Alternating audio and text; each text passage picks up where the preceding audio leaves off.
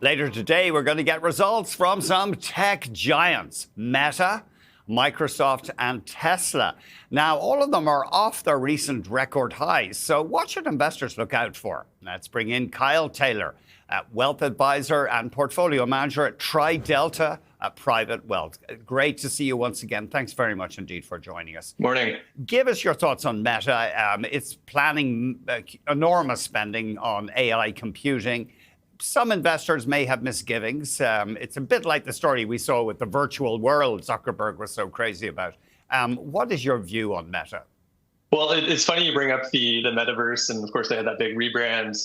They actually in 2025 wound down all spending for the metaverse segment. So I really think the pressure is on Meta to show these AI-based revenue streams in comparison to the spending that they're putting out, and I think that'll drive a lot towards if the stock can push higher. But you mentioned it yourself. I think that this is a big week for AI earnings generally. And Intel should serve a warning from last week to what investors can maybe expect if earnings don't meet expectations for all of these stocks.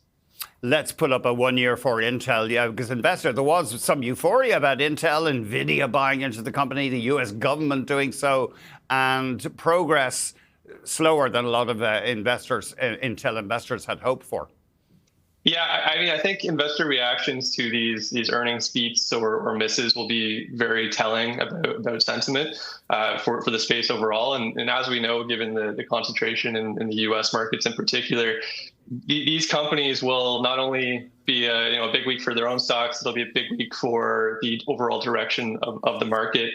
I think one of or a few of the headlines that I've seen over the past couple of weeks and really in 2025 was that Sell America trade. And really for me, I look at it a different way because I don't think that the American economy is crashing or inflation is going to run away. I think it's more about investors are selling what's expensive and they're moving to geographies and other areas of the market that are more reasonably priced, and from a risk and return perspective, they look at more favorably. And that doesn't just mean they're selling America outright. That means that there's other areas of that market that maybe there's more of interest for investors, because I do think that there is such a need to be highly selective in the names and the investments that we're making today. You have some stock ideas for us. Wendy's, where do you see the attraction here? I guess we've heard yada yada, lower income consumers under pressure in America. Is that going to be a headwind for them? Yeah, well, it was a headwind in 2025. There was all the talk about the K-shaped recovery and how the bottom cohort of consumers were not spending quite as much. I think that 2026 will see some stabilization in that respect. Trump's tax bill kicks into effect in the spring. That'll offer some fiscal support for consumers in this segment.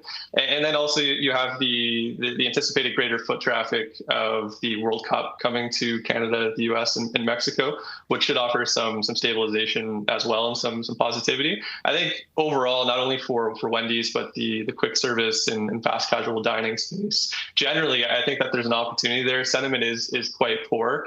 And Wendy's in particular, they announced a turnaround plan to modernize and improve restaurants. They've only put that out in their corporately owned locations today, but they've seen some positive indications. And Wendy's, they're trading at the lowest valuation they have in over a decade, and you're getting almost a 7% yield today. So I think that there is some room for some multiple expansion from here. Exchange Income Corporation, EIF, in Toronto. Just remind us what they do and why you see this stock as a potentially good buy. So Exchange Income Corp, I've talked about them on the show before. They are a business that they invest in companies with strong cash flows in particularly niche markets. And they're interesting because they're actually the leading transport provider in northern Canada. And they're deemed an essential service, which reduces some of the cyclicality that maybe some of the other airlines face. They also have pilot training schools, medevac services. They have a business that does aerial surveillance with some big contracts in the UK and Australia. Really conservative balance sheet, really well-run business that have compounded returns for shareholders over the last 20 years, over 20%. Estimates for 2026 are favorable, but they don't assume any M&A or major new contracts, which could offer some additional upside for the shares from here. It's not as much the yield play that it maybe was at the start of last year, but it's a company that we continue to really like. And then finally, a company, RBC Bearings, its symbol is RBC, not in New York. Nothing to do with Royal Bank, though. No, it's its own entity. So they're an aerospace and defense stock. They make highly specialized products that are used in nuclear submarines, jet airplanes. Boeing and Airbus are two of their biggest customers. 90% of their revenues are in the U.S., so they're seen as being a real benefit to some of that defense spending in the U.S. and the national security mantra that the Trump administration is putting out.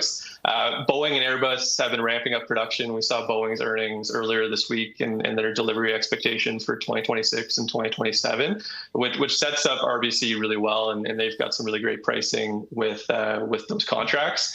And the company backlog, just from the defense side of things, went from 825 million last year to over 2 billion today entering 2026. So a lot of room for them to grow. I think management has been very good at expanding margins and making some very accretive acquisitions. They bought Vaco Industries in late 2025 to expand their product lineup, and their earnings are coming in higher. We better go. Thank you very much indeed, Kyle. Great hearing from you as ever. Kyle Taylor, Wealth Advisor and Portfolio Manager at Tridelta Private Wealth.